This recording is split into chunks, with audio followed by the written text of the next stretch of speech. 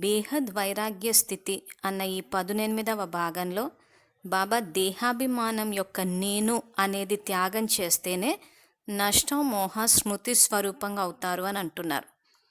Final exam అన్నది కూడా ఈ నష్ట మోహ స్మృతి స్వరూపానికే బాబా ఎగ్జామ్ కండక్ట్ చేస్తారు. సో ఈ బేహద్ వైరాగ్య స్థితి గురించి 19th ఫిబ్రవరి 2012 ఈ అవ్యక్త మురళిలో బాబా ఈ నేను నాది అన్న భావన గనక తీసేస్తే మోహం అన్నది పోయి పూర్తిగా ఆత్మాన్న స్థితిలోకి వచ్చేస్తామని చెప్పారు. ఈ మురళి యొక్క సారాంశం కూడా అదే. కానీ ఇక్కడ నేను నాది అన్న భావాన్ని భాషాపరంగా మార్చడం కాదు, పురుషార్థం చేసి మార్చాలి అంటున్నారు. ఇప్పుడు ప్రస్తుతం విద్యాలయంలో నేను అని వాడాల్సిన చోట బాబా అన్న పదాన్ని పెట్టేసి బాబా చెప్పారు, బాబా సంకల్పం ఇచ్చారు, బాబా చేయిస్తున్నారు అని పెట్టడం వల్ల ఏమైందంటే భాషాపరంగా మార్చాం. కానీ ప్రాక్టికల్ లైఫ్లోకి వచ్చేసరికి నిజంగాది బాబాది అన్నట్టు రాలేదు. ఉదాహరణకి బాబా చెప్పే ఈ దేహాభిమానాన్ని గురించే తీసుకుంటే ఈ దేహం అన్నది నాది అన్న భావన మనలో ఉందా, లేకపోతే ఈ తనువుని బాబాకి సమర్పించామా, ఇది బాబాది అని అనుకున్నామా అన్నదానికి చెకింగ్ పాయింట్ ఏంటంటే ఇక్కడ ధారణా స్థాయిలోకి ప్రాక్టికల్ లైఫ్లోకి వచ్చేటప్పటికి సపోజ్ మురళీలు ఏమైనా డెప్త్లో చదవాల్సి వచ్చినా కానీ నాకు ఒంట్లో బాగాలేదు, లేదా నాకు టైం లేదు, లేదా సేవకు రమ్మన్నప్పుడు నాకు ఒంట్లో బాగాలేదు, ఇది ఏదైతే మనము నాది అని అంటున్నామో ఆ భావన తొలగిపోకపోవడం వల్ల ఈ భాషాపరంగా బాబా వచ్చారే తప్పితే భావపరంగా రాలేదు. సో దీనికి సంబంధించే బాబా పురుషార్థం చేసి సమాప్తి చెయ్యాలి అంటున్నారు. అసలు భక్తి మార్గంలోని 18వ అధ్యాయాలు ఏదైతే భగవద్గీతలో చెప్పారో, లేదా ఇప్పుడు ఈ జ్ఞాన మార్గంలో బేహద్ వైరాగ్య స్థితి మీద కూడా బాబా 18 మురళీలు ఏవైతే చెప్పారో దీని యొక్క సారాంశం కూడా నష్టమోహ స్మృతి స్వరూపంగా అవడమే. సో బేహద్ వైరాగ్య స్థితి గురించి తెలుసుకునే ముందు 18th జనవరి 1996 మురళిని ఒకసారి రెఫర్ చేస్తే ఇక్కడ నష్టమోహ స్మృతి స్వరూపం గురించే చెప్పారు. అసలు ఎందుకు ఆ స్వరూపంలోకి మనం రాలేకపోయామో కూడా ఇంకో మురళిలో చెప్పారు. ఈ 2 మురళీలు రెఫర్ చేసిన తర్వాత బేహద్ వైరాగ్య స్థితి అన్న ఈ మురళిలోకి వద్దాము. సో 18 జనవరి 1996 ఈ మురళిలో బాబా ఏమన్నారో ఇక్కడ ఫోటో తీసి చూపిస్తున్నాము. సో బాబా ఏమన్నారంటే గీతలో 18 అధ్యాయాల సారం భగవంతుడు అర్జునుడిని నష్టమోహ స్మృతి స్వరూపంగా తయారు చేశారు. ఇది జనవరి 18 యొక్క స్మృతి చిహ్నం అంటున్నారు. సో 18 చాప్టర్స్ ఏవైతే భక్తి మార్గంలో ఉన్నాయో ఆ చాప్టర్స్ ద్వారా, అధ్యాయాల ద్వారా చివరగా అర్జునుడిని నష్టమోహ స్మృతి స్వరూపంగా తయారు చేశారు. అంటే అర్జున విషాద యోగం గనక తీసుకుంటే అక్కడ యుద్ధం చేయడానికి, ఇక్కడ యుద్ధం ఎవరితో చేయాలంటే మనలో ఉన్న తమో ప్రధానత మాయతోటి ఆ యుద్ధం చేయడానికి నిరాకరిస్తాడు. అంటే వీళ్ళంతా నా వాళ్ళు అనుకున్నాడు, అంటే నా జీవన విధానమే ఇది అనుకున్నాడు. సో అప్పుడు 2వ చాప్టర్లో సాంఖ్యయోగం నుంచి ఆత్మజ్ఞానం ఇవ్వడం మొదలుపెట్టి 18వ చాప్టర్ ఏదైతే ఉందో మోక్ష సన్యాస యోగము, సో ఆ చాప్టర్ ద్వారా ఫైనల్గా అక్కడ అర్జునుడు నాకు మోహం అన్నది పోయిందని చెప్పేసి అప్పుడు తనలో ఉన్న ఈ మాయని జయించడానికి రెడీ అవుతాడు. సో జ్ఞానాన్ని తెలియచేసేదే అందుకు. ఇక్కడ కూడా బాబా జ్ఞానాన్ని తెలియచేసేది మనము ఆత్మ అన్న విషయాన్ని తెలుసుకుని యోగం ద్వారా శక్తిని సంతరించుకుని ఆత్మాన్న స్థితిలోకి రావడానికి. సో ఆత్మాన్న స్థితిలోకి వచ్చామంటే విజయులమయ్యాం, దేహము అన్న స్మృతిలోనే ఉన్నామంటే అక్కడ ఓడిపోయామని అర్థం. సో ఇక్కడ అదే బాబా గీతలో 18 అధ్యాయాల సారం భగవంతుడు అర్జునుడిని నష్టమోహ స్మృతి స్వరూపంగా తయారు చేశారు. సో అక్కడ మోక్ష సన్యాస యోగంలో ఏం చెప్పారంటే మోక్షము అంటే మోహం అన్నది క్షయం అయిపోవడం, క్షయము అంటే క్షీణించడము, తగ్గిపోవడం. సో ఇక్కడ జ్ఞాన మార్గంలో కూడా అదే చెప్తున్నాను. ఈ మోహం వల్లనే మనం ఏమైంటే నేను దేహాన్ని అని అనుకున్నాం. దేహం పట్ల మోహము, దేహ సంబంధీకుల పట్ల మోహము, ఆస్తులు, వైభోగాలు, పదార్థాలు, వీటి పట్ల మోహం వల్ల ఏమైపోయిందంటే పూర్తిగా తమో ప్రధానంగా అయిపోయాం. ఇప్పుడు ఆ మోహము ఎక్కడి నుంచి నశించిపోవాలి? దేహం నుంచి. అది ఎప్పుడైతే ఆ మోహం నశించిపోతుందో అప్పుడు స్మృతి స్వరూపంగా. స్మృతి అంటే ఇక్కడ బాబా స్మృతి కాదు, ఆత్మాన్న స్మృతి అంటే సంపూర్ణ స్థితి. మన్మనాభవ మధ్యాజీభవ అంటే బాబాని స్మృతి చేసేదే. మధ్యాజీభవ అంటే నరుడి నుండి నారాయణుడి స్థితికి, స్టేజ్ ఆఫ్ పర్ఫెక్షన్, సంపూర్ణ స్థితికి రావడానికి. అందుకే ఇక్కడ ఇంకేం చెప్తున్నారంటే, ఇది జనవరి 18 యొక్క స్మృతి చిహ్నం. బాబా పిల్లలతో అతి స్నేహిగా ఉండేవారు. అనుభవి అయిన పిల్లలు ఉన్నారు కదా, సదా సేవకి నిమిత్తంగా అయిన పిల్లలను ఎంతగా జ్ఞాపకం చేసేవారో అనుభవమే కదా. మోహం లేదు కానీ మనస్పూర్వక ప్రేమ ఉండేది. ప్రేమలో స్వార్థం ఉంటే దానిని మోహం అంటారు. కానీ బ్రహ్మబాబాకి స్వార్థం లేదు. సేవార్థం పిల్లలపై అతి స్నేహం ఉండేది. వెంట ఉంటూ మరియు పిల్లలను ఎదురుగా చూస్తూ కూడా దేహరూపం యొక్క స్మృతి బాధించలేదు. పూర్తిగా అతీతంగా మరియు అతి ప్రియంగా ఉండేవారు. అందువల్లనే నష్టమోహ స్మృతి స్వరూప అని అంటారు. నాది అనే భావం ఏదీ ఉండేది కాదు. దేహాభిమానంతో కూడా నష్టమోహగా ఉండేవారు అంటున్నారు. బ్రహ్మబాబాని ఉదాహరణగా చూపిస్తున్నారు. ఇక్కడ ఈ నష్టమోహ స్మృతి స్వరూపం అంటే ఇంకా పూర్తిగా ఆత్మ అన్న స్థితికి మోహం అన్నది పూర్తిగా నష్టం అయిపోయింది. మోహము దేని పట్ల నష్టం అవ్వాలి అని అంటే దేహము, దేహ సంబంధీకులు, వైభోగాలు, పదార్థాలు, వీటన్నిటికీ. బేహద్ వైరాగ్య స్థితి అన్న మొదటి భాగం కనుక చూస్తే అర్థమవుతుంది. మోహము అంటే మన యొక్క స్థితి దేనిపైన ఆధారపడి ఉంది అంటే అది మోహం ఉన్నట్టు. ఇక్కడ బాబా అదే చెప్తున్నాడు, ప్రేమకి మోహానికి తేడా ఏంటని. ప్రేమలో స్వార్థం ఉంటే దానిని మోహం అంటారు అంటున్నారు. అంటే ఇంక అక్కడి నుంచి తగులుపాటు, ఆ డిపెండెన్సీ, అటాచ్మెంట్ ఇవన్నీ ఉంటే దాన్ని మోహము అంటారు. బ్రహ్మబాబా పిల్లలతోటి స్నేహంగా ఉండేవారే కానీ స్వార్థం లేదు అక్కడ అంటున్నారు.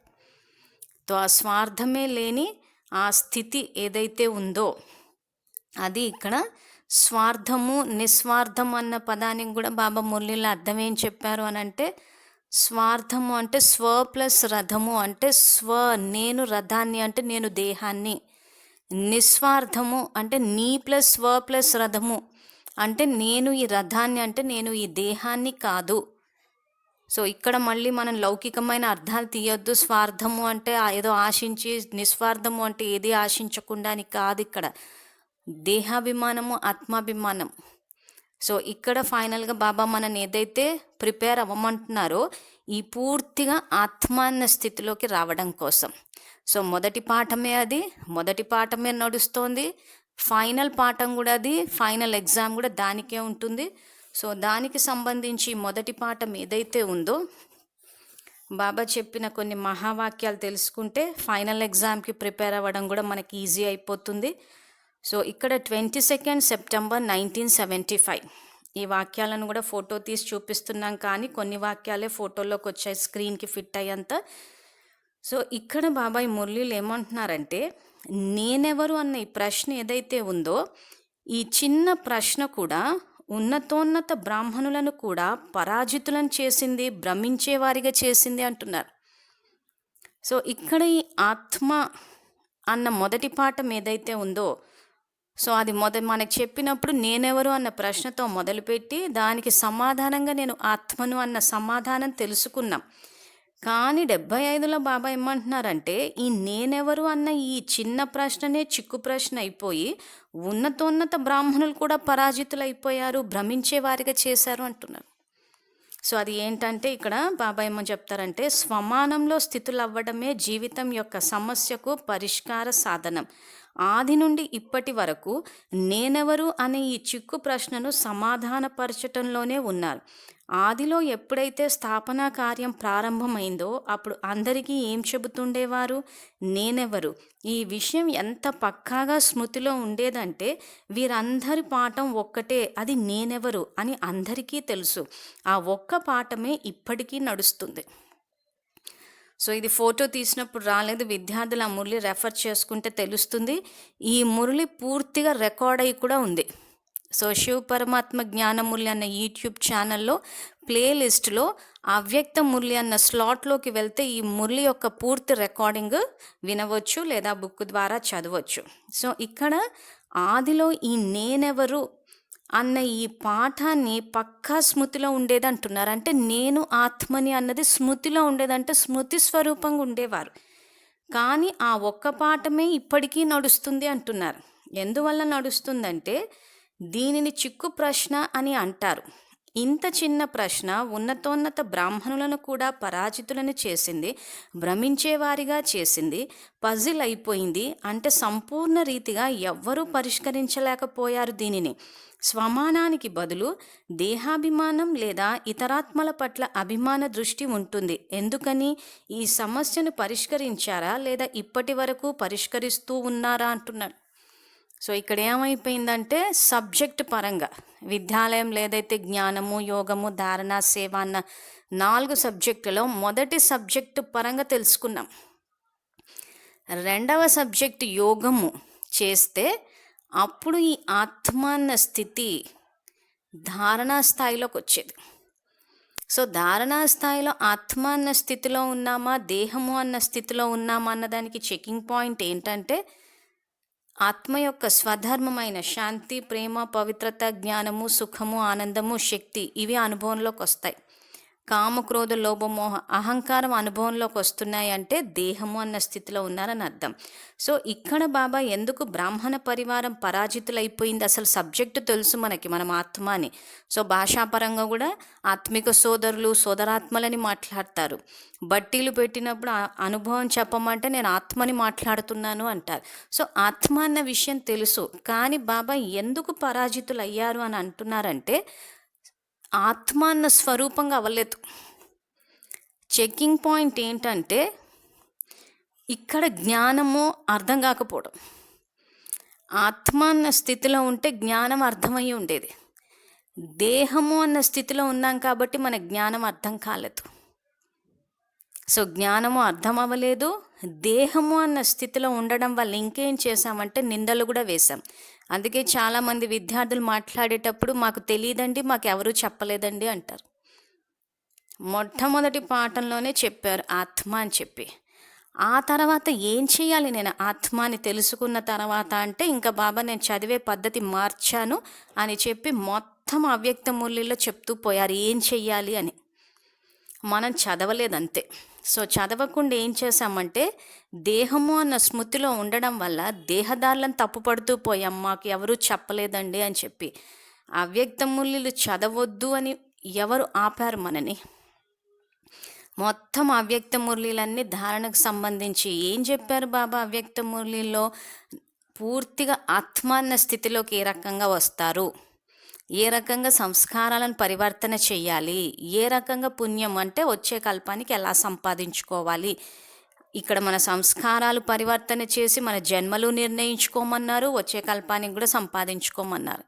సో అందుకే ఈ మురళీల బాబా అదే అంటున్నారు. ఇక్కడ ఏమైపోయిందంటే ఈ ఆత్మ అన్న చిక్కు ప్రశ్న, చిన్న ప్రశ్న బ్రాహ్మణులందరినీ పరాజితుల్ని చేసింది, భ్రమించేవారిగా చేసిందంటే ఇక్కడ పరాజితులంటే ఫెయిల్ అయిపోయారు. ఏ రకంగా ఫెయిల్ అయ్యారంటే జ్ఞానపరంగా మొట్టమొదటి సబ్జెక్ట్లో తెలుసుకున్నారే కానీ ఆ 3వ సబ్జెక్ట్కి ధారణ అంటే ప్రాక్టికల్ లైఫ్లో ఫెయిల్ అయ్యారు. అందుకే మన భాషను కనుక చెక్ చేసుకుంటే వాళ్ళు బాబా పిల్లలేనా కాదా, మేము బాబా పిల్లలము. ఎందుకు ఆ విభజన వచ్చింది అనంటే ఆ దేహం అన్న స్థితిలో ఉన్నాం కాబట్టి. సో ఆత్మ అన్న స్థితిలో ఉంటే ఆత్మకు తండ్రి పరమాత్మ. సో పరమాత్మ ఏమంటున్నారు? నేను అనంతమైన తండ్రిని అంటున్నారు. సో బ్రహ్మబాబాని ఏమంటున్నారు? ప్రజాపిత అంటున్నారు. అందరికీ నేను తండ్రిని అంటున్నారు. కానీ మనమే విభజన ఎందుకు తెచ్చాము అనంటే ఇక్కడ బాబా చెప్పినట్టు ఈ చిన్న ప్రశ్న, చిక్కు ప్రశ్న బ్రాహ్మణులను పరాజితుల్ని చేసేసింది అనంటే ప్రాక్టికల్ లైఫ్లోకి రాలేకపోయింది. సో ఎప్పుడైతే ఆత్మ అన్న స్మృతి స్వరూపం అంటే ఆత్మ యొక్క స్మృతి, ఆత్మ యొక్క తలంపు, ఆత్మాభిమాని స్థితిలో ఉంటే మన తండ్రి పరమాత్మ, మన ఇల్లు పరంధామము, మనమందరము ఆత్మిక సోదరులము అన్న ఈ భావన వచ్చేది. అది లేకపోవడం వల్ల ఏమైపోయిందంటే మేము బాబా పిల్లలము, వాళ్ళు కాదు, మన ఇల్లు పరంధామం అన్నది కాదు మౌంట్ అబు కనెక్షన్ లేదు. ఇవన్నీ ఎందుకు వచ్చేసాయనంటే ఈ ప్రశ్న ఏదైతే ఉందో ఆ ప్రశ్న యొక్క సమాధానం ఏదైతే ఆత్మ అనుందో ఆత్మిక స్వరూపంలోకి ధారణా స్థాయి అంటే ప్రాక్టికల్ లైఫ్లోకి తేకపోవడం వల్ల ఇక్కడ బాబా బ్రాహ్మణులందరూ పరాజితుల్ని చేసేసింది, భ్రమించే వారిగా చేసేసింది అంటున్నారు. ఇంకేమంటున్నారంటే నేనెవరు, ఈ ఒక్క మాట యొక్క సమాధానంలోనే జ్ఞానమంతా ఇమిడి ఉంది. ఈ ఒక్క మాటే సంతోష ఖజానాకి, సర్వశక్తుల ఖజానాకి, జ్ఞానధన ఖజానాకు, శ్వాస మరియు సమయం యొక్క ఖజానాకి తాళం చెవి అయితే లభించింది కదా అంటున్నారు.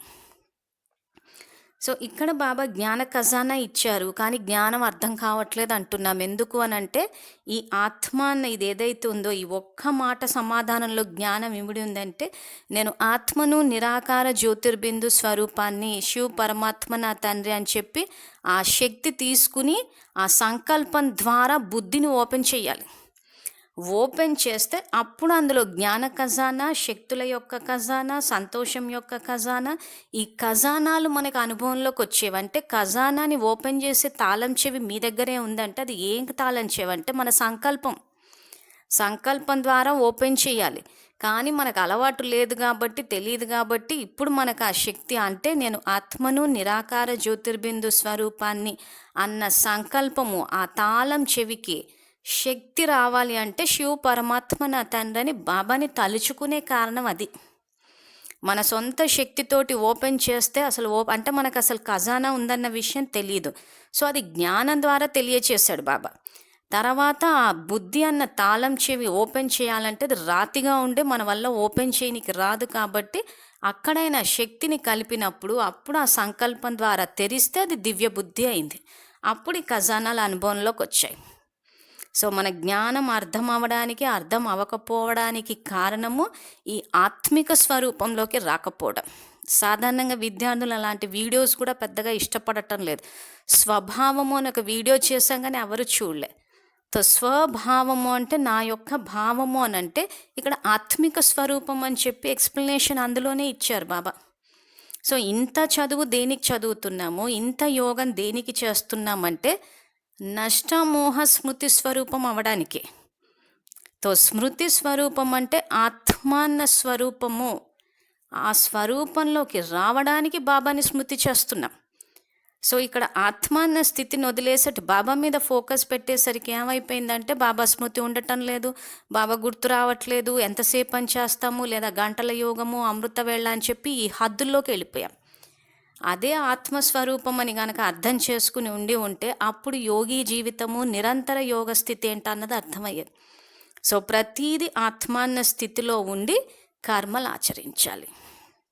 సో దీన్నే నష్టమోహ స్మృతి స్వరూప అని చెప్పేసి ఈ మురళిలో కూడా ఇచ్చారు. విద్యార్థులు ఒకసారి మురళి చదివితే కూడా మనం ఇంత చదివేది, ఇంత యోగం చేసేది దేహము అన్న స్మృతి నుంచి ఆత్మ అన్న స్మృతిలోకి రావడం కోసమే.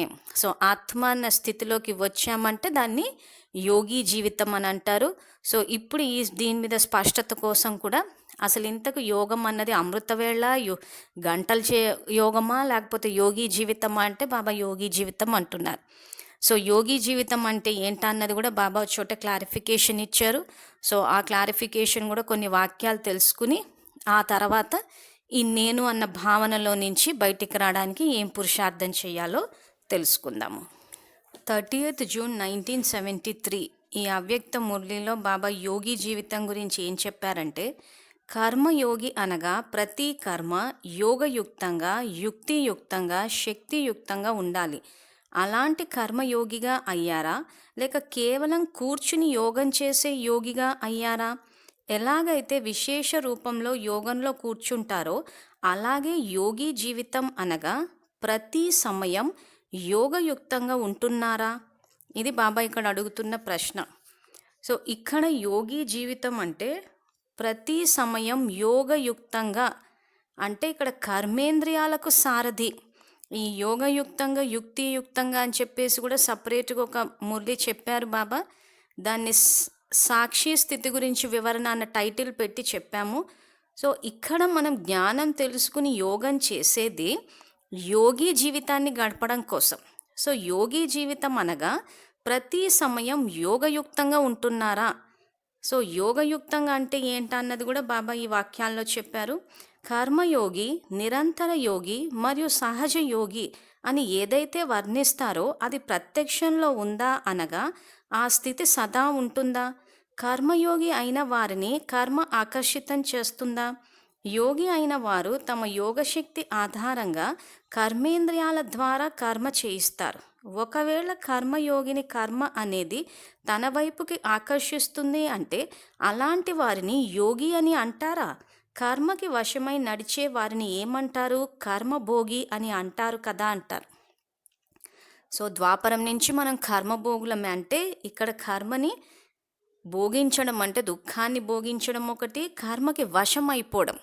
సో ఇప్పుడు బాబా వచ్చి మనకి జ్ఞానాన్ని తెలియజేసి యోగంలో శక్తి ఇచ్చింది కర్మయోగులు అవ్వడానికి. సో ఇక్కడ యోగి జీవితాన్ని గడపాలి. సో మనం జ్ఞానం తెలుసుకునేది, యోగం చేసేది, యోగి జీవితాన్ని గడపడం అంటే ఇక్కడ కర్మేంద్రియాల మీద రాజ్యం చేయడం, స్వరాజ్యాధికారులు అంటే ఇక్కడ అష్టశక్తుల్లోని సంకీర్ణ శక్తిని వాడాలి. ప్రతి నిమిషం ఆ శక్తుల్ని వాడుతూ ఉండాలి. సో అలా వాడినప్పుడు అప్పుడు కర్మయోగులు అవుతారు. సో ఊరికే అందుకే బాబా అదే అంటున్నారు, ఇక్కడ కర్మయోగిగా అయ్యారా లేక కేవలం కూర్చుని యోగం చేసే యోగిగా అయ్యారా? సో ఇక్కడ యోగ స్థితి అని అంటే చాలామంది అలాగే అర్థం చేసుకున్నారు, ఏంటంటే కూర్చుని యోగం చేయడము. సో ఊరికే కూర్చుని యోగం చేయాలి అని అంటే ఇంకా మనకి ఏ పని పాట ఉండొద్దు, ఏ సంపాదన, అన్నీ ఇంక అందరూ వదిలేసి ఇంకే పని లేని వాళ్ళకే అది సాధ్యం. మరి ఇక్కడ ఉద్యోగము, వ్యాపారము, గృహస్థు, కుటుంబం ఇంత ఉన్న వాళ్ళకి అలా కూర్చుని చేయడం సాధ్యమవుతుందా? అది సాధ్యం కాదు, అది పద్ధతి కూడా కాదంటున్నారు బాబా. సో ఇక్కడ అందుకే ముఖ్యంగా ఇప్పుడు మనం ఏదైతే ఈ బేహద్ వైరాగ్య స్థితి, నష్టమోహ స్మృతి స్వరూపం అని ఏదైతే మాట్లాడుకుంటున్నామో ఇక్కడ స్మృతి స్వరూపం అంటే ఆత్మ అన్న స్మృతి, దాన్నే ఇక్కడ బాబా ఈ వాక్యాల్లో యోగి జీవితం అంటున్నారు. సో జ్ఞానంలోకి వచ్చిన తర్వాత మనము జ్ఞానం ద్వారా ఆత్మ అన్న విషయాన్ని తెలుసుకుని యోగంలో బాబా నుంచి శక్తి తీసుకుని 3వ సబ్జెక్టు ధారణ. ఇక్కడ ఏం చేయాలంటే దైవీ గుణాలు ధారణ చెయ్యాలి అంటే ఇక్కడ ఆత్మ అన్న స్వరూపంలోకి రావాలి. దీన్నే ఆత్మిక స్వరూపం అంటున్నారు. తో ఫైనల్ ఎగ్జామ్ కూడా దేనికి పెడుతున్నారంటే ఆత్మిక స్వరూపానికంటే మొదటి పాఠానికే పెడుతున్నారు. సో ఆత్మ అన్న స్మృతిలో ఉంటే అప్పుడు బాబా నుంచి వచ్చే ఆ సంకల్పం టచ్ అవుతుంది. ఆ టచ్ అయినప్పుడు ఒకవేళ మనకు మోహం పూర్తిగా నష్టం అయిపోయి ఉంటే బాబా ఎక్కడికి రండి అని చెప్తే అక్కడికి వెళతాము. అప్పుడు అక్కడ ఫైనల్ ఎగ్జామ్ పాస్ అయినట్టు. ఈ రోజువారీ కార్య వ్యవహారాల్లో ఏవైతే మనకు చిన్న చిన్న పరీక్షలు మన సహయోగి ఆత్మలు పెడతారో ఆ మార్క్స్, ఫైనల్ ఎగ్జామ్ మార్క్స్ ఇవన్నీ టోటల్ కొట్టి నంబర్ వైజ్ ఆ ఫైనల్గా టాప్ ర్యాంకర్లని బాబా అంతిమంలో ఏదైతే మౌంట్ అబులో ఒకసారి వచ్చి అవతరించి అందరినీ కలిసి వెళ్తారో అక్కడ ఆ టాప్ ర్యాంకర్లని స్టేజ్ పైన చూపిస్తే అక్కడికి డ్రామా క్లోజ్ అయిపోతుంది. సో ఇది. సో వీటికి సంబంధించి కూడా ఇంకా రాబోయే యోగానికి సంబంధించి వీడియోస్ చేస్తాము. సో అప్పుడు ఈ ఫైనల్ ఎగ్జామ్ ఏదైతే ఉందో నష్టమోహ స్మృతి స్వరూప అన్నది అది నిజంగా చెప్పాలే కానీ చాలా ఈజీ. కానీ మనకేంటంటే మెయిన్ సబ్జెక్ట్ అర్థం కావాలి. స్మృతి స్వరూప అంటే ఆత్మ అన్న స్మృతిలోకి, ఆత్మ అన్న ఆలోచన స్థితి, soul consciousness state of mind దాంట్లోకి రావడానికే ఇంత మనము జ్ఞానము యోగము తెలుసుకునేది.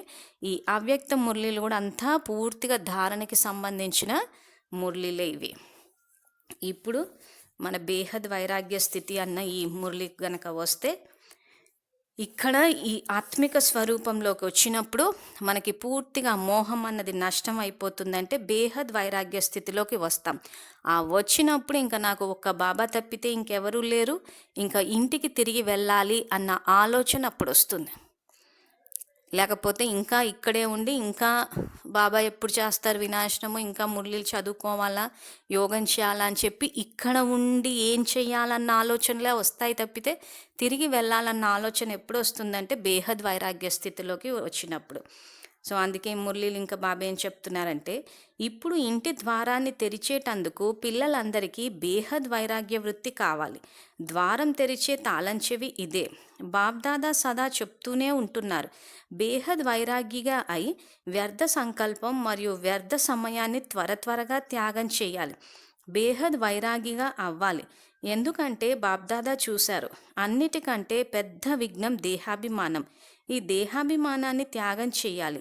నడుస్తూ తిరుగుతూ దేహి అభిమానిగా అవ్వాలి. ఇదే బేహద్ వైరాగ్యం. సో బాబా ఒకసారి దేహాభిమానం త్యాగం చేయాలంటున్నారు, ఒకసారి నడుస్తూ తిరుగుతూ దేహి అభిమాని అంటున్నారు. సో 2 పదాలకు అర్థం ఏంటంటే, దేహి అభిమాని అనంటే కర్మలు ఆచరించేటప్పుడు కర్మేంద్రియాలు ఉన్నాయన్న విషయాన్ని మనం మర్చిపోలేం. సో అప్పుడు ఏదైతే స్వరాజ్యాధికారం అంటే కర్మేంద్రియాల ద్వారా కర్మలు చేయిస్తామో అది దేహి అభిమాని స్థితి. దేహాభిమానము అనేసి ఏదైతే అంటున్నా ఇంకా పూర్తిగా శరీర స్థితి, స్లైట్ డిఫరెన్స్ ఉంది అంతే. సో దేహాభిమానము అన్న ఒకే పదాన్ని అర్థం చేసుకుంటే ఇంకా పూర్తిగా ఎప్పుడు కూర్చుని యోగం చెయ్యాలేమో అన్న అర్థం వస్తుంది. కానీ బాబా నడుస్తూ తిరుగుతూ కర్మలు ఆచరించాలి, కర్మయోగులు అవ్వాలి అంటున్నారు. సో దానికి యోగయుక్తంగా యుక్తియుక్తంగా అంటున్నారు. సో యోగయుక్తంగా అంటే ఈ కర్మేంద్రియాలకు సారథి అయి కర్మలు చేయించడము, దాన్నే దేహి అభిమాని స్థితి అని కూడా అంటారు. యుక్తియుక్తంగా అంటే సాక్షిగా. సో ఇది ఎప్పుడైతే మీరు ఇలా అవుతారో దాన్నే బేహద్ వైరాగ్యం అంటారు అని ఇంకేం చెప్తున్నారంటే, అందరూ నా బాబా, మధురమైన బాబా, ప్రియమైన బాబా అని అంటున్నారు. నా బాబాని మనస్సుతో అంటున్నారు. దేహాభిమానం అనేది నేను అనే రూపంలో వస్తుంది. బాబా సదా చెప్తారు, నేను ఏదైతే చేస్తానో అదే సరి అయినది. ఇలా నేను అనే భావం వస్తుంది. నేను ఆత్మను, ఇది నా శరీరం, ఇది సాధారణమైనది. రెండవది లోతైన నేను అనే భావం. నేను ఇది చేశాను, నేను ఇది చేయగలను, నేనే సత్యం, ఇది లోతైన నేను అనే భావం. దీనిని సమాప్తి చేయండి. దేహాభిమానం ఈ రూపంలో వస్తుంది. కనుక ఈరోజు బాబ్దాదా చెప్తున్నారు, బాబా ఇచ్చిన విశేషతను నాదిగా భావించి నేను అనే భావంలోకి రావడాన్ని సమాప్తి చేయండి. స్మృతి చిహ్నం ఏదైతే తయారు చేశారో దానిలో కూడా బలి ఇచ్చేటప్పుడు స్వయాన్ని బలి ఇవ్వరు. ఎవరిని బలి ఇస్తారు? మేకను బలి ఇస్తారు. మేకనే ఎందుకు ఎంచుకున్నారు? ఎందుకంటే మేక మేమే అని అంటుంది. భక్తులు చాలా మంచిగా అనుసరించారు. కనుక ఈరోజు ఈ దేహాభిమానం యొక్క నేను అనే భావాన్ని పురుషార్థం చేసి సమాప్తి చేయగలరా? ఇది బాబా అడుగుతున్న ప్రశ్న. సో ఇక్కడ స్టార్టింగ్లో బాబా ఏదైతే చెప్తున్నారో, అందరూ నా బాబా, మధురమైన బాబా, ప్రియమైన బాబా, బాబా అంటే నాకు ఇష్టము అని ఇవేవైతే అంటున్నారో మనస్సుతో అంటున్నారు. కానీ దేహాభిమానం అనేది నేను అనే రూపంలో వస్తుంది అని అంటే ఇక్కడ ప్రాక్టికల్ లైఫ్లోకి రాలేదు అది. సో అంటే ఏం చేస్తున్నామని చెప్తున్నారంటే, నేను ఏదైతే చేస్తానో అదే సరి అయినది. సో మన ఆలోచన విధానం ఏంటో చెప్తున్నారు. సూక్ష్మంగా పరిశీలించుకోమంటున్నాను. నేను చెప్పేదే కరెక్ట్, నేను చెప్పిందే వినాలి, నేను చెప్పేదే శ్రీమతము, మీరు చేస్తే మన్మతము, డిస్సర్వీసు, ఇవన్నీ ఏవైతే ఉన్నాయో ఈ సూక్ష్మమైన నేను అనే భావం అంటున్నాడు. నేను ఆత్మను, ఇది నా శరీరం, ఇది సాధారణమైన పురుషార్థం. ఇది రెండవది లోతైన నేను అనే భావం. నేను ఇది చేశాను, నేను ఇది చేయగలను, నేనే సత్యం, ఇది లోతైన నేను అనే భావం. దీనిని సమాప్తి చేయండి అంటున్నాడు. సో దీనిని సమాప్తి చేయమంటే విద్యార్థులు ఏం చేశారంటే భాషని మార్చారు. బాబా చేయిస్తున్నారు, బాబా సంకల్పం ఇచ్చారు అని వాక్యానికి ప్రతి చోట బాబా పెట్టేసరికి కొన్నిసార్లు ఏమవుతుందంటే బాబా మురళిలో చెప్పేదానికి అక్కడ ప్రాక్టికల్గా జరిగేదానికి అసలు పొంతనే కనిపించదు. నిజంగా బాబా చేయిస్తారా? బాబా ఇదేంటి మురళిలో ఒకలాగా చెప్పి ప్రాక్టికల్గా వచ్చేసరికి ఎందుకు అలా చేయిస్తున్నారని చెప్పి చాలామంది విద్యార్థులకు కన్ఫ్యూజన్ వచ్చేస్తుంది ఈ బాబా అన్న పదాన్ని వాడడం వల్ల. సో బాబా అన్న పదాన్ని ఎక్కడ వాడాలి? ఎక్కడైతే బాబా శ్రీమతాన్ని ఫాలో అవుతున్నామో. ఇప్పుడు ఉదాహరణకి బాబా భక్తిని సమాప్తి చేశారు, జ్ఞాన మార్గం ఇది.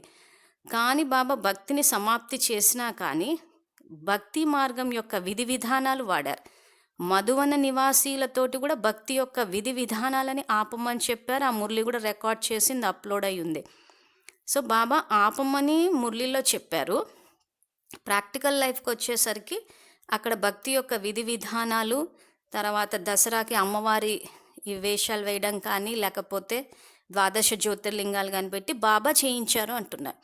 ఎక్కువ మటుకు విద్యార్థులు ఇక్కడే కన్ఫ్యూజ్ అవుతారు. మురళిలో చూస్తే బాబా ఒకటి చెప్తున్నారు, అక్కడ భాషాపరంగా ఏం చేసేసారంటే బాబా చేయించేస్తున్నారు అన్నారు. కానీ బాబా చేయించట్లేదు. ఏదైతే ఆయన సూచనలకు అనుసారంగా మనం చేస్తామో అక్కడే బాబా సంయోగం ఇస్తారు. కానీ మురళిలో ఒకటి చెప్పి ఇంకోటి చెయ్యరు. కానీ ఇక్కడ ఏమైపోతుంది బాబా అన్నట్టు లోతైన సూక్ష్మమైన నేను అనే భావన, నేను ఏదైతే చేస్తానో అదే సరి అయినది అన్న ఈ సూక్ష్మమైన నేను అన్న భావన ఉన్నప్పుడు ఏమైపోతుందంటే, ఇక్కడ బాబా చెప్పినట్టు నా బాబా, నాకు బాబా అంటే ఇష్టము, బాబా చేయిస్తున్నారు, బాబా సంకల్పం ఇచ్చారని అంటున్నారు. కానీ మరి శ్రీమతాన్ని ప్రాక్టికల్ లైఫ్లో ఫాలో అవ్వాలి కదా. తర్వాత రెండవ ఉదాహరణ బాబా ఏం చెప్పారు, ఒక్క బాబా తప్పితే ఇంకెవరిని స్మృతి చెయ్యొద్దు అన్నారు. ఏకీరస స్థితి అన్నారు. సో ఇక్కడ సబ్జెక్ట్ ఏదైతే నడుస్తుందో బేహద్ వైరాగ్య స్థితి, మన దేహము, దేహ సంబంధీకులు, వస్తు వైభోగాల పట్ల పూర్తిగా బేహద్ వైరాగ్యం వచ్చేయాలి అన్నారు. కానీ ప్రాక్టికల్ లైఫ్లోకి వచ్చేసరికి ఇక్కడ విద్యాలయంలో ఎవరైనా శరీరాన్ని వదిలేస్తే వాళ్లకు స్మృతి దివసాలు చేస్తారు. మళ్ళీ విద్యార్థులు కన్ఫ్యూజ్ అవుతూ ఉంటారు. ఇక్కడ మురళిలో చూస్తేనేమో బాబా నన్ను స్మృతి చేయండి నిరంతరము అని చెప్పి ఏవైతే చెప్తున్నారో ఇక్కడ బాబా స్మృతి అంటే, ప్రాక్టికల్ లైఫ్లో శరీరం వదిలేసిన వాళ్ళ స్మృతి జరుగుతూ ఉంటుంది. సో ఇక్కడ ఎందుకు అలా జరుగుతుంది అని అంటే, ఇక్కడ బాబా చెప్పినట్టు నేను ఏదైతే చేస్తానో అదే సరి అయినది, ఇలా నేను అనే భావం వస్తుంది అంటున్నారు. ఇక్కడ నిజంగా బాబా పట్ల ప్రేమ ఉండి ఆత్మాన్న స్వరూపంలో గనక ఉంటే ఇలా బాబా చెప్పిన శ్రీమతానికి వ్యతిరేకంగా జరగదు. దేహదారుల కోసమని స్మృతి దివసాలు కూడా పెట్టం. ఇక్కడ శ్రీమతమే లేదు దానికి. తర్వాత మురళి అయిపోయిన తర్వాత రెండవ స్టెప్ బాబా ఏం చెప్పారంటే మనన చింతన. 4 మురళీలు చెప్పాడు, రికార్డ్ చేసి కూడా పెట్టాం, విద్యార్థులు ఆ మురళీలు రెఫర్ చేయొచ్చు.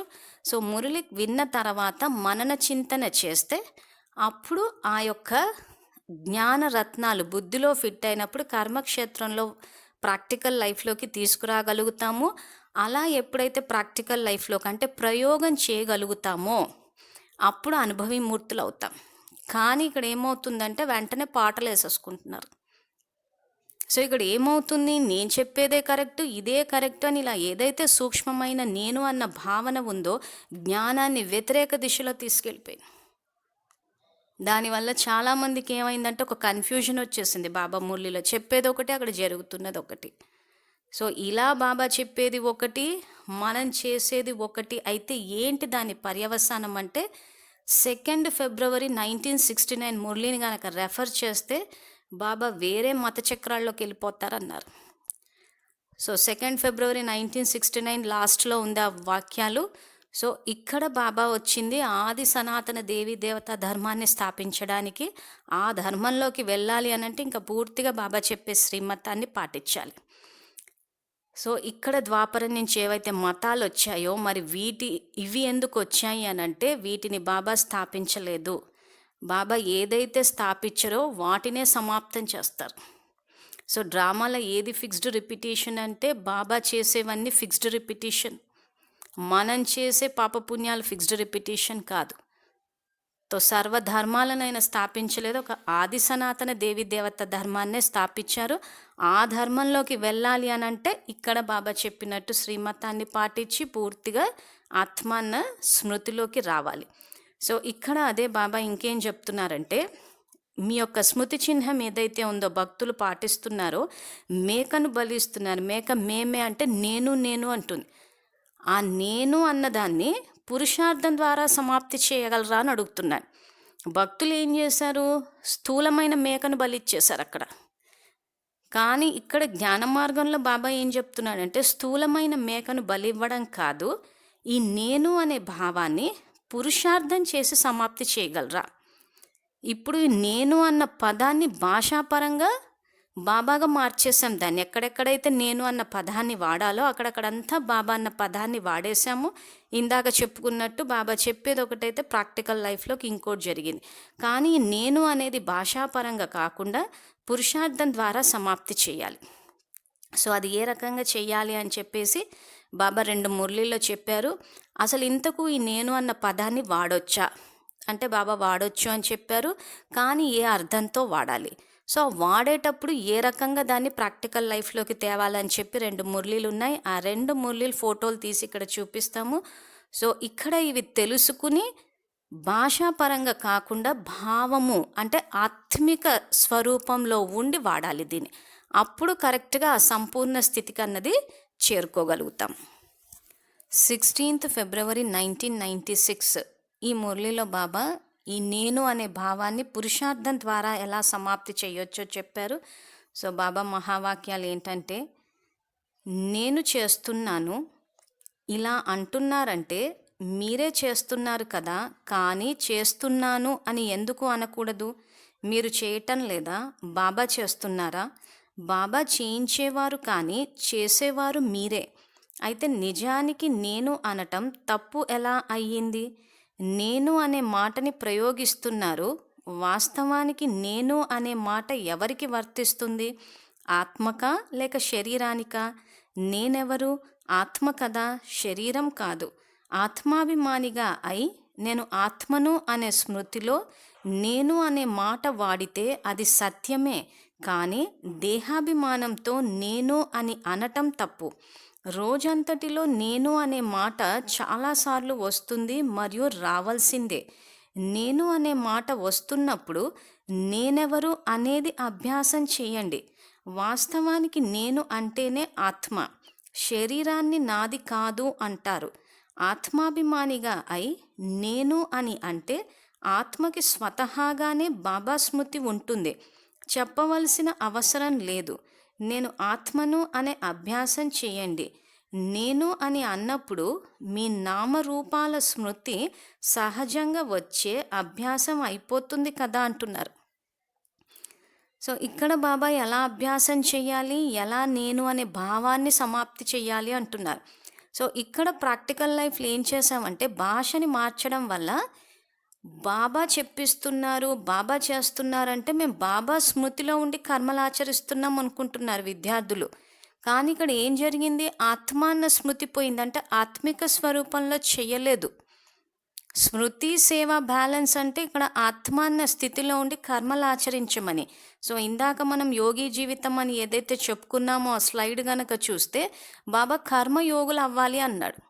సో యోగంలో ఉండి కర్మ చేయడం అంటే ప్రతి కర్మని ప్రతి సమయము యోగయుక్తంగా అని చెప్పి బాబా అక్కడ మనకి ఎక్స్ప్లెనేషన్ ఇచ్చారంటే ఇక్కడ ఈ నేను అన్న పదాన్ని వాడేటప్పుడు నేను ఆత్మని అన్న భావనతోటి అట్లా గనక వాడితే ఆత్మిక స్వరూపంలోకి వస్తాం, కర్మయోగులు అవుతాం. కానీ మనమేమనుకున్నామంటే ఇక్కడ దీన్ని భాషాపరంగా మార్చేసరికి బాబా చెప్పిస్తున్నారు, బాబా చేయిస్తున్నారు, బాబా సంకల్పం ఇచ్చారంటే బాబా స్మృతిలో చేస్తున్నాం అనుకున్నాం. కానీ ఇక్కడ స్థితి ఆత్మ అన్నది లేకుండా పోయింది.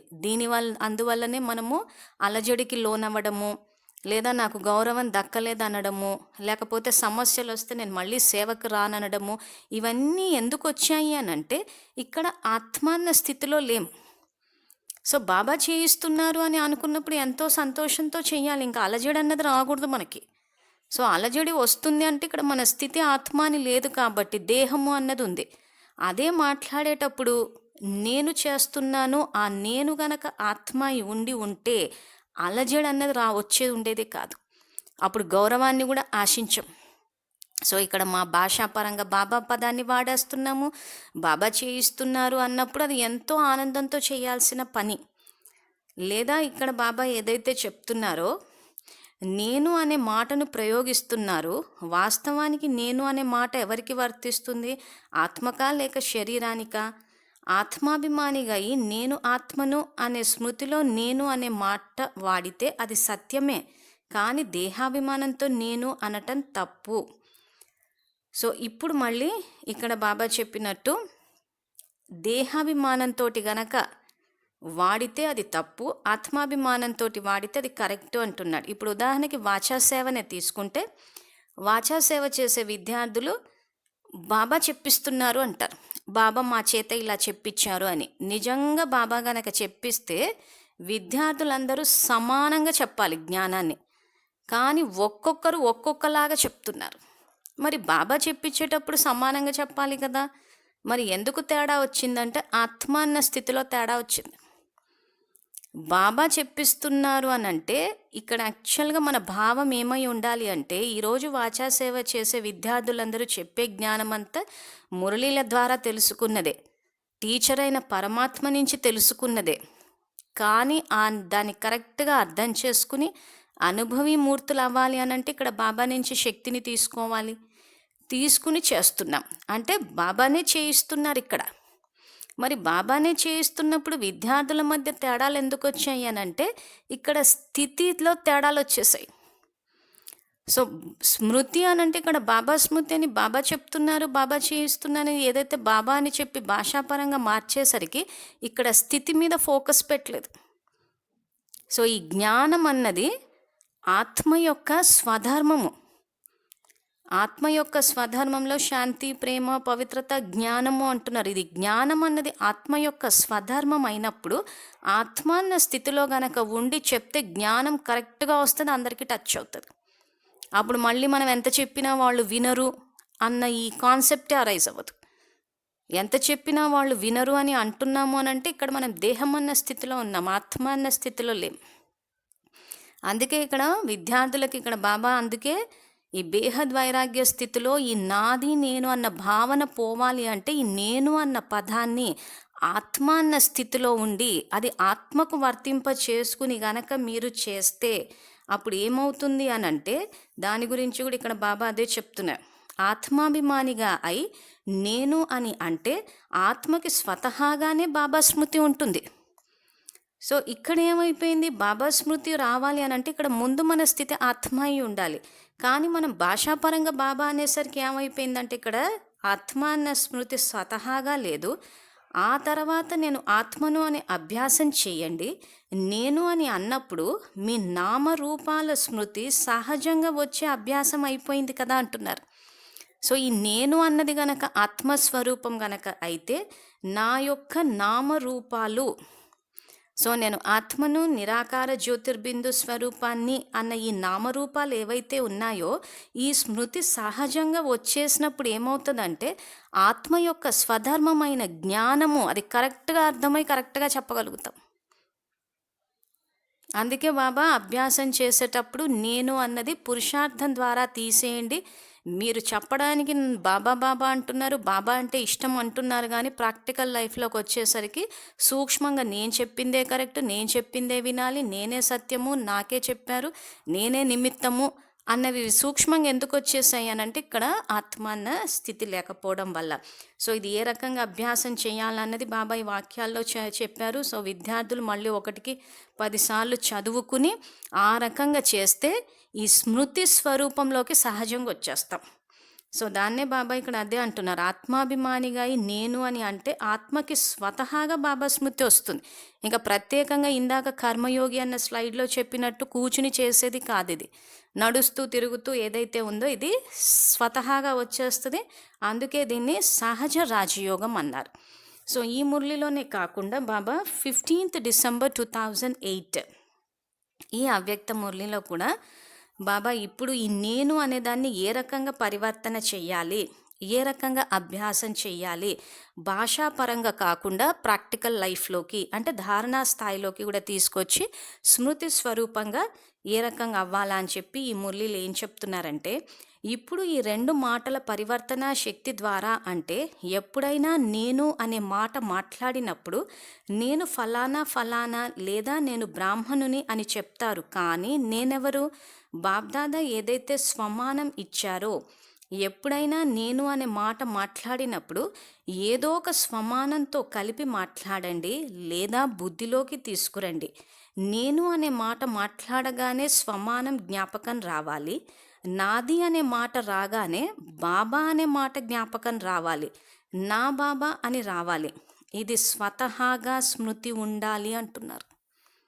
సో ఇప్పుడు ఏదైతే సబ్జెక్ట్ మనము నష్టమోహ స్మృతి స్వరూప గురించి మాట్లాడుకుంటున్నామో ఈ స్మృతి స్వరూపంగా ఎలా అవుతారు, సో మోహం అన్నది ఏ రకంగా నష్టం అవుతుంది, సో నేను నాది అని పోవాలంటున్నారు. సో కాబట్టి నేను అన్నది ఆత్మిక స్వరూపము, సో ఎప్పుడైతే నేను అన్న పదాన్ని వాడతారో ఆ వాడేటప్పుడు స్వమానంతో కలిపి మాట్లాడండి, లేక బుద్ధిలోకి తీసుకురండి అంటున్నాడు. సో నేను ఇక్కడ వాచా సేవ చేస్తున్నాను అన్నప్పుడు ఇక్కడ ఏ స్వమానాన్ని తీసుకురావాలి? నేను ఆత్మని, జ్ఞాన స్వరూపాన్ని, శాంతి యొక్క సేవ చేసేటప్పుడు, మనసా సేవ చేసేటప్పుడు నేను ఆత్మని, శాంతి స్వరూపాన్ని చేస్తున్నాం. వాచా సేవ చేసేటప్పుడు ఇక్కడ బాబా అదే అంటున్నాను, నేను వాచా సేవ చేస్తున్నాను అని అనేటప్పుడు స్వమానంతో కలిపి మాట్లాడండి, లేదా బుద్ధిలోకి తీసుకురండి. అంటే నేను ఆత్మని, జ్ఞాన స్వరూపాన్ని, శివ్ పరమాత్మ నా తండ్రి అన్నది స్వతహాగా స్మృతిలోకి వచ్చేస్తుంది. ఇది ఈ రకంగా పురుషార్థం ద్వారా అభ్యాసం చేయాలంటున్నారు. తర్వాత ఇక్కడ నాది అన్న మాట మాట్లాడాల్సి వచ్చినప్పుడు బాబా జ్ఞాపకం రావాలి అంటున్నారు. సో ఈ దేహము నాది అని వాడాల్సి వచ్చినప్పుడు ఈ తనువుది బాబాది, ఈ తనువు యజ్ఞ సేవ కోసం సమర్పితమైన తనువు అని ఈ రకంగా బాబాది అని రావాలి. ఎప్పుడైతే ఈ రకంగా నేను, నాది అన్న పదాలని బాబా చెప్పిన విధంగా పురుషార్థం ద్వారా గనక మనం సమాప్తి చేసినప్పుడు నష్టమోహం, అంటే మోహం అన్నది నష్టం అయిపోయి నష్టమోహ స్మృతి స్వరూప అంటే ఆత్మాన్న స్థితిలోకి, అంటే ఆత్మాన్న స్వరూపంలోకి వచ్చేస్తాం. ఇది బాబా చెప్పే పురుషార్థం చేసి చెయ్యాలి అని ఏదైతే ఇందాక మనకి మురళిలో చెప్పారో, పురుషార్థం ద్వారా చెయ్యాలని దాని యొక్క అర్థము అదే. సో ఇప్పుడు బేహద్ వైరాగ్య స్థితి అన్న ఈ మురళిలోకి వస్తాము. సో ఈ 18వ భాగాన్ని విద్యార్థులు కొంచెం ఓపికతో చూసి ఏవైతే మురళిలు రెఫరెన్స్ ఇచ్చామో అవి గనక కొంచెం చదువుకుంటే ఫైనల్ ఎగ్జామ్ అన్నది చాలా easy. It is just a cake walk అనుకోవచ్చు. సో ఫైనల్ ఎగ్జామ్ అంటే ఆ సమయంలో అలజడులు ఉంటాయంట, అదంట ఇదంతా, ఇవన్నీ మనకు అనవసరం. ఇప్పుడే మనం ఈ రకంగా మోహాన్ని గనక జయించేసి ఆత్మాన్న స్థితిలోకి వస్తే ప్రకృతి దాసి అవుతుంది. సో అంతిమంలో అలజడులు ఉంటాయా, అలజడులు ఉండవా, ఇవన్నీ మనకి కాదు. మనని అంతిమంలో ప్రకృతి మనకి అన్ని సమకూరుస్తుంది, బాబా కూడా సంభాలిస్తానని చెప్పారు. సో కాబట్టి ఇప్పుడు మన పని ఏంటంటే ఫైనల్ ఎగ్జామ్కి ప్రిపేర్ అయ్యి ఎవరు రెడీగా ఉండడం.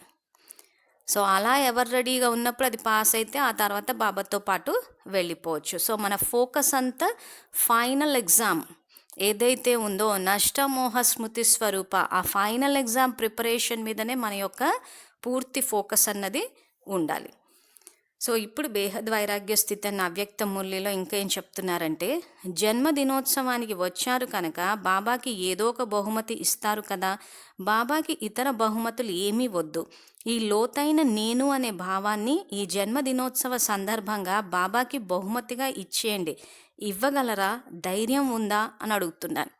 సో 17వ భాగంలో కనుక చూస్తే బాబా ఈ కారణము అని చెప్పి మనం ఏవైతే కారణాలు చూపిస్తామో దాన్ని బర్త్డే గిఫ్ట్గా ఇవ్వమన్నారు. సో ఇక్కడ మౌంట్ అబూకి వెళ్ళినప్పుడంతా ఇస్తారా, చేతులు ఎత్తండి అంటే అందరూ చేతులు ఎత్తేస్తున్నారు. కానీ మళ్ళీ ద్వారం దాటి వెళ్ళిపోయిన తర్వాత మళ్ళీ ఇంకా అది మన ప్రాక్టికల్ లైఫ్లోకి రావద్దు అంటున్నారు. అంటే చేతులు ఎత్తే ఉద్దేశమే అది. పరమాత్మ ఎదురుగా చేతులు ఎత్తాము అంటే అక్కడ మనం ప్రతిజ్ఞ చేసినట్టు. సో మౌంట్ అబూకి వెళ్ళాము, 17వ భాగంలో చెప్పినట్టు కారణాన్ని బాబాకి గిఫ్ట్గా ఇచ్చేసాము. ఇప్పుడు ఈ 18వ భాగంలో ఈ మురళిలో బాబా నేను అనే భావాన్ని గిఫ్ట్గా ఇచ్చేయమన్నారు. సో నేను అనే భావన అంటే మళ్ళీ భాషాపరంగా భాషను మార్చడం కాదు, ప్రాక్టికల్ లైఫ్లోకి తేవాలి. అది ఎలా తేవాలో ఇందాక చెప్పాము. సో కాబట్టి ఇప్పుడు ఈ విషయం మనకు అర్థమైంది కాబట్టి బాబా అదే అడుగుతున్నారు, ధైర్యంగా ఇవ్వగలరా అని. అంటే బాబాకి బర్త్డే గిఫ్ట్ ఇవ్వాలంటే కూడా ఇక్కడ ధైర్యం కావాలి అని అంటే ఇంకా ఎంత లోతైన చెకింగ్ చేసుకోవాలో చూడండి. సో అందుకే బాబా ఏమంటున్నారంటే, బాబాకి బహుమతిగా ఇచ్చేయండి, ఇవ్వగలరా, ధైర్యం ఉందా, చేతులెత్తండి. చేతులెత్తి సంతోషం చేసేసారు అంటే మౌంట్ అబూలు అందరూ చేతులెత్తేశారు. చేయి ఎత్తారంటే బహుమతి ఇచ్చినట్లే కదా. ఇచ్చిన బహుమతిని ఎవరైనా వెనక్కి తీసుకుంటారా? కొంతమంది పిల్లలు అంటున్నారు, బాబా మేము వద్దనుకుంటున్నాం కానీ వచ్చేస్తుంది అని. ఆలోచించండి, ఇచ్చేసిన వస్తువు ఒకవేళ తిరిగి మీ దగ్గరకు వస్తే మీ దగ్గర ఉంచుకుంటారా? ఒకవేళ మీరు మనసుతో ఇచ్చేసి ఉంటే ఒకవేళ తిరిగి వచ్చినా కానీ మీ దగ్గర ఉంచుకుంటారా? కారణం ఏమిటి? బాబాపై ప్రేమ ఉంది కదా. ప్రేమ కారణంగా బాబా ఏదైతే చెప్పారో అది చేయాలనుకుంటున్నారు. ఈ రిజల్ట్ బాబ్దాదా దగ్గరికి వస్తుంది, కానీ దృఢత తక్కువ ఉంది. దృఢతను ఉపయోగించండి. సంకల్పం చేస్తున్నారు, కానీ సంకల్పం చేయటం, దృఢ సంకల్పం చేయటం, చేసిన సంకల్పంలో మాటిమాటికి దృఢతను తీసుకురావాలి. ఈ ధ్యాస తక్కువ ఉంది. దృఢత సఫలతకు తాళం చెవి. కనుక ఈరోజు ఏమి చేస్తారు? సంకల్పం చేస్తారా లేక దృఢ సంకల్పం చేస్తారా? ఒకవేళ మీకు దృఢ సంకల్పం ఉంటే దానికి గుర్తు దృఢత సఫలతకు తాళం చెవి. తాళం చెవి వాడటంలో లోటు వస్తుంది, అందువలనే సంపూర్ణ సఫలత లభించటం లేదు. అసలు సంకల్పానికి దృఢ సంకల్పానికి తేడా ఏంటా అని చెప్పి బాబా ఏ మురళిలో అయితే చెప్పారో అది ఈ ఛానల్లో ఆ దృఢ సంకల్పం అని చెప్పి టైటిల్ పెట్టేసి రికార్డ్ చేశాము. సో ఆ వీడియో కనుక చూస్తే అర్థమవుతుంది అసలు దృఢ సంకల్పం అంటే ఏంటా అని చెప్పి. సో కాబట్టి ఇక్కడ వివరించట్లేదు. సో ఈ దృఢ సంకల్పం అన్నది ఉంటేనే మీరు సఫలతని పొందగలరు అంటున్నారు. సో సఫలత అంటే ఏంటి? నేను ఆత్మ అన్న స్థితిలో ఆత్మిక స్వరూపంలో ఉన్నానంటే సఫలత. దేహము అన్న స్థితిలోకి వచ్చానంటే ఫెయిల్ అయినట్టు, అంటే అసఫలత వచ్చినట్టు. తో సఫలతకి తాళం చెవి దృఢ సంకల్పం అంటున్నారు. తర్వాత ఈరోజు పిల్లల జన్మదినోత్సవం మరియు తండ్రి జన్మదినోత్సవం కూడా. ఈరోజు విశేషమైన రోజు కదా. కల్పం మొత్తంలో తండ్రి మరియు పిల్లలు ఒకే సమయంలో జన్మించటమే ఈ జన్మదినోత్సవం యొక్క విశేషత. ఈరోజు బాబ్దాదా ఇదే కోరుకుంటున్నారు. ప్రతి బిడ్డ ఈరోజు తమ మనస్సులో దృఢతను తీసుకువచ్చి ఈ దృఢ సంకల్పం చేయాలి. మేము సంకల్పాన్ని సమయాన్ని వ్యర్థం చేయము అని. ఎందుకంటే ధ్యాసగా పరిశీలించుకుంటే రోజంతటిలో మధ్య మధ్యలో సంకల్పం మరియు సమయం వ్యర్థంగా వెళ్తున్నాయి. బాబ్దాదా అందరి రిజిస్టర్ చూస్తారు కదా. వ్యర్థం నుండి రక్షించాలి అంటే సమాప్తి సమయాన్ని సమీపంగా తీసుకురావటం. సో ఇక్కడ బాబ్దాదా అందరి రిజిస్టర్ చూడడం అనంటే ఇక్కడ ఆత్మలో సంస్కారాలు. మీ రిజిస్టర్ మీద మచ్చపడిపోతుంది అని అంటే ఇక్కడ ఆత్మలో సంస్కారం రికార్డ్ అయిపోతుందని అర్థం. సో ఆ రకంగా చెక్ చేసి చూస్తే ఇక్కడ సమయము సంకల్పాలు రెండు వ్యర్థంగా పోతున్నాయి, కాబట్టి మీ రిజిస్టర్ కూడా పాడైపోతుంది. కాబట్టి ఇక్కడ వ్యర్థం నుండి రక్షించాలి అంటే సమాప్తి సమయాన్ని సమీపంగా తీసుకురావటం. తయారేనా? వచ్చేస్తుంది, ఏమి చేయమో అని అంటారా? వ్యర్థం పని రావటం మీ పని ఏమిటి? దానిని కూర్చోబెట్టటమా? కూర్చోబెడుతున్నారు, అందుకే అది కూడా తన ఇల్లు కట్టుకుంది. దృఢత లేదు అని అది కూడా అర్థం చేసుకుంది. అందువలన ఈరోజు ఈ స్నేహ రోజున అందరి మనసులో ఏమి ఉంది? ఈరోజు అమృతవేళ నుండి మనస్సులో మాటిమాటికి ఏమి వస్తుంది? నా బాబా నా బాబా, మనస్సులో కూడా నా పిల్లలు నా పిల్లలు అని. ఎక్కువ మంది పిల్లలు బాబా స్మృతిలో ఉన్నారు. రోజు యొక్క ప్రభావం ఉంది. బాబ్దాదా గమనించారు. స్నేహ రోజు అయిన కారణంగా మాటిమాటికి అందరికీ నా బాబా అని ఎక్కువ సమయం స్మృతి ఉంది. ఈ రోజు గురించి అడుగుతున్నాను. నా బాబాని గుర్తుందా? మరేదైనా గుర్తుందా? రోజు మాటిమాటికి పరిశీలించుకోండి. సంగమ యుగంలో ప్రతిరోజు బాబా యొక్క స్నేహ రోజు. ఈరోజు విశేష రోజు అయిన కారణంగా ఎక్కువ బాబా స్మృతి ఉంది కదా. ఇదే విధంగా సంగమ యుగం యొక్క ఒక్కొక్క రోజు ఎంత గొప్పదో అమృతవేళ సదా స్మృతిలో ఉంచుకోండి. ఈ చిన్న జన్మలో 21 జన్మల ప్రాప్తి గ్యారంటీ. ఒక్కొక్క రోజుకి ఎంత గొప్పతనం ఉంది. ఎక్కడ 21 జన్మలు మరియు ఎక్కడ ఈ చిన్న ఒక్క జన్మ. సో ఈ ఒక్క జన్మ ద్వారా 21 జన్మలకు కావలసిన పుణ్యాన్ని మనం ఇక్కడ జమ చేసుకుంటున్నాం. సో ఇప్పుడు జమ చేస్తేనే అక్కడ దాని యొక్క ప్రారంధం వస్తుంది. పోయిన కల్పంలో చేసింది ఇప్పుడు వచ్చి మన ఖాతాలో పడదు, ఖర్చు చేసేసుకున్నాను దాన్ని. సో మళ్ళీ రిపిటేషన్ అది ఇదని చెప్పి కూర్చుండిపోతే ఇక్కడ పుణ్యం ఖాతా ఏముండదు. పుణ్యం ఖాతా లేనప్పుడు అంతిమంలో నంబర్ వైజ్ వేసినప్పుడు పుణ్యం ఖాతా లేని వాళ్ళు నంబర్ వైజ్ లాస్ట్ ర్యాంకింగ్లో వస్తారు, కాబట్టి దాసదాసీలు అవుతారు. అందుకే బాబా పుణ్యం సంపాదించుకోమని చెప్పడానికి కారణం అదే. తర్వాత ఈరోజు బాబ్దాదా పిల్లలైన మీ నుండి ఇదే జన్మదిన బహుమతి కావాలనుకుంటున్నారు. ఇస్తారా బహుమతి? దృఢ నిశ్చయం అనే చేతిని చూస్తామని కాదు. ఏది ఏమైనా కానీ త్యాగం అంటే త్యాగమే. ఇది త్యాగం కాదు, భాగ్యం. సో ఇక్కడ ఈ నేను అనే భావాన్ని ఏదైతే బాబా ఇచ్చేయమంటున్నారో అంటే త్యాగం చేయమంటున్నారో, ఈ నేను అనే భావాన్ని త్యాగం చేస్తే ఇది త్యాగం కాదు, భాగ్యం అంటున్నారు. ఈరోజు గొప్ప రోజు కదా, సరిగ్గా చేతులు ఎత్తారు కదా. ఇప్పటి నుండి మీ ముఖంలో వ్యర్థం యొక్క సమాప్తి మరియు సదా స్మృతి స్వరూపం యొక్క మెరుపు కనిపించాలి. ఇలాంటి ముఖం మరియు నడవడిక కూడా సేవ చేస్తుంది అంటున్నారు. సో ఇక్కడ బాబా ఏదైతే త్యాగం చేయమంటున్నారో నేను అన్న భావాన్ని, సో ఆ భావాన్ని త్యాగం చేస్తే త్యాగం ద్వారా భాగ్యం వస్తుంది. ఏం భాగ్యం వస్తుంది? 21 జన్మలకు భాగ్యం తయారవుతుంది. సో అప్పుడు ఏమవుతుందంటే ఇలా మీ ముఖంలో వ్యర్థం యొక్క సమాప్తి మరియు సదా స్మృతి స్వరూపం యొక్క మెరుపు కనిపించాలి. స్మృతి స్వరూపం యొక్క మెరుపు అనంటే ఆత్మ. మెరుపు అనంటే ఇక్కడ ఫిజికల్గా మెరుపు ఏం కనిపించదు, కానీ బాబా మీరు వజ్ర సమానంగా తయారవ్వాలి అన్నప్పుడు ఇక్కడ భ్రుకుటి మధ్యస్థానంలో ఆత్మ అన్న మెరుపు కనిపించాలి అనంటే స్వరూపం. సో అందుకే ఇక్కడ ఏమంటున్నారు, ఇక్కడ మీ యొక్క సదా స్మృతి స్వరూపం యొక్క మెరుపు కనిపించాలి. ఏ స్మృతి? దేహం అన్న స్మృతిలో నుంచి ఇప్పుడు ఆత్మ అన్న స్మృతిలోకి వచ్చేయాలి. అంటే నిరంతరము నేను ఆత్మని అన్న స్మృతి స్వరూపంగా అయిపోవాలి, కర్మయోగులు అయిపోవాలి. అనంటే ఆత్మ యొక్క స్వధర్మమైన శాంతి, ప్రేమ, పవిత్రత, జ్ఞానము, సుఖము, ఆనందము, శక్తి వీటి ఆధారంగా తీసుకుని కర్మలు ఆచరించాలి. దీన్నే బాబా కర్మయోగులు అన్నారు, యోగి జీవితం అన్నారు. సో జ్ఞానంలోకి వచ్చిన తర్వాత ఇంక అందరూ యోగి జీవితాన్ని గడపాలి. తర్వాత ఇప్పుడు ఉపన్యాసాల యొక్క ప్రభావం ఎక్కువ. ఉపన్యాసం చాలా మంచిగా చెప్తున్నారు. బాప్దాదాకి సంతోషం, కానీ రోజు రోజుకి ఇప్పుడు ఎలాగైతే ఉపన్యాసాల ద్వారా వాణి ద్వారా సేవ యొక్క ఉల్లాసం మంచిగా పెట్టుకున్నారు మరియు సఫలత పొందారో, అలాగే ఇప్పటి సమయానుసారంగా మీ ముఖం మరియు నడవడిక ద్వారా ఎక్కువ సేవ జరుగుతుంది. దీనిని అభ్యసించండి. ఉపన్యాసాల అభ్యాసం చేసి చేసి తెలివైన వారు అయిపోయారు కదా. అదేవిధంగా ఇప్పుడు ముఖం మరియు నడవడిక ద్వారా కొందరికి సంతోషం యొక్క వరదానం ఇవ్వండి. ఈ అభ్యాసం చేయండి, ఎందుకంటే సమయం తక్కువ లభిస్తుంది. అందువలన సమయం మరియు సంకల్పానికి గొప్పతనం ఇస్తూ ముందుకు వెళ్తూ ఉండండి. అన్నీ అకస్మాత్తుగా జరుగుతాయి అంటున్నారు. సో ఇక్కడ వాచా సేవ అయితే మీరు అందరూ బాగా చేసేసారని అంటున్నారు బాబా, కానీ ముఖము మరియు నడవడిక ద్వారా ఏ రకంగా చేస్తారు అంటే ఆత్మిక స్వరూపంలోకి, స్మృతి స్వరూపంగా అయితే. సో ఇక్కడ మోహం అంతా నష్టం అయిపోయి ఆత్మాన్న స్థితిలోకి గనక వస్తే, స్మృతి స్వరూపంగా గనక అయితే, అప్పుడు మన ముఖం మరియు నడవడిక ద్వారా కూడా సేవ జరిగిపోతుంది. తర్వాత వ్యర్థ సమయం మరియు వ్యర్థ సంకల్పం తొలగిపోతే మీ రోజు ఎలా గడుస్తుంది?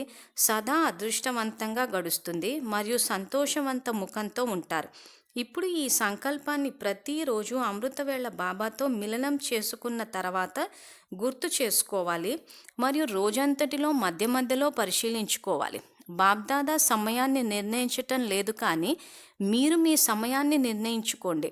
జన్మదినోత్సవమున బాబ్దాదా ముందు ప్రతిజ్ఞ చేశాను, అది నేను నిలుపుకుంటున్నానా అని మధ్య మధ్యలో పరిశీలించుకోవాలి. మిమ్మల్ని మీరు పరిశీలించుకోవాలి. అవ్వాలని అయితే అందరూ అంటున్నారు. ఈరోజు బాబ్దాదా పిల్లల ముఖాలు చూస్తుంటే అలాగే చేస్తామని అంటున్నారు, కానీ వ్యర్థం వచ్చేస్తుంది. అప్పుడు బాబ్దాదాతో చేసిన ప్రతిజ్ఞను కూడా మరిపింప చేస్తుంది. కనుక వ్యర్థాన్ని సమాప్తి చేయాలి. ఇప్పుడు కూడా 1 నిమిషం శక్తిశాలి ఆత్మై సంకల్పం చేయండి, వ్యర్థాన్ని సమాప్తి చేయాల్సిందే. సో ఇప్పుడు చెప్పిన వాక్యాల్ని ప్రాక్టికల్ లైఫ్లోకి ఎలా తీసుకొస్తారు? వ్యర్థం ఎందుకు వస్తుందంటే, నేను దేహాన్ని అంటే దేహం అన్న స్మృతిలో ఉంటే వ్యర్థం వస్తుంది. నేను ఆత్మ అన్న స్మృతి స్వరూపం అంటే ఆత్మని గనక గుర్తు పెట్టుకుంటే, స్మృతి అంటే ఆత్మ అన్న తలంపులో గనక ఉంటే అన్ని సమర్థమైన ఆలోచనలే వస్తాయి, సమర్థ సంకల్పాలు అంటూ ఉంటారు బాబా. సో కాబట్టి ఇంకా వ్యర్థం సమాప్తి చెయ్యాలి అంటే స్మృతి స్వరూపంగా అయిపోవాలి. ఆ రకంగా ఈ వాక్యాలని ప్రాక్టికల్ లైఫ్లోకి తీసుకురావచ్చు. తర్వాత బాబ్దాదా ఒక బిడ్డను కూడా తన సమానంగా తయారు చేయకుండా ఉండాలనుకోవటం లేదు. ప్రేమ కదా. ప్రేమకు గుర్తు ఈరోజు కల్పమంతటిలో తండ్రి మరియు పిల్లల యొక్క ఇటువంటి రోజు మరొకటి ఉండదు. తండ్రి మరియు పిల్లల జన్మదినం ఒకే రోజు. బాబాకి ఒక్కొక్క బిడ్డపై మనస్పూర్వక ప్రేమ ఉంది. నా బిడ్డ పరమాత్మ సంతానం. ఏ సంకల్పం చేస్తే అది సఫలం అవ్వాలి. ఒక్కొక్క సంకల్పంలో శక్తి ఉండాలి. చెప్పటం మరియు చేయటం ఒకేలా ఉండాలి. చెప్పారు అంటే అయినట్లే. శుద్ధ సంకల్పం ఉంటే వ్యర్థం స్వతహాగానే సమాప్తి అయిపోతుంది అంటున్నారు. సో ఇక్కడ శుద్ధ సంకల్పం ఉంటే వ్యర్థం సమాప్తి అయిపోతుంది అని అంటే శుద్ధ సంకల్పం ఏముండాలి? ఇందాక బాబా అదే చెప్పారు. ఏది? ఆ కర్మయోగి తర్వాత నేను అన్న చోట శుద్ధ సంకల్పం అంటే నేను అన్న చోట ఏదో ఒక స్వమానాన్ని వాడుకోమంటున్నారు బాబా. సో నేను ఆత్మని, నిరాకార జ్యోతిర్బిందు స్వరూపాన్ని, నేను శ్రేష్ఠ బ్రాహ్మణాత్మని, లేదా నేను మాస్టర్ సర్వశక్తివంతుని, ఇలా శుద్ధ సంకల్పాలు చేస్తూ పోతే వ్యర్థం స్వతహాగానే సమాప్తి అయిపోతుంది. ఆ రకంగా సమాప్తి అయిపోయినప్పుడు ఇక్కడ బాబ్దాదా ఏమంటున్నారంటే బాబ్దాదా ఒక్క బిడ్డను కూడా తన సమానంగా తయారు చేయకుండా ఉండాలనుకోవటం లేదు. సో బాబ్దాదా ఇద్దరూ తమ సమానంగా తయారు చేయాలని వాళ్ళు అనుకుంటున్నారు. కానీ మనం ఎందుకు తయారవ్వటం లేదు అని అంటే డ్రామా ఫిక్స్డ్ అన్న అవగాహన లోపం వల్ల.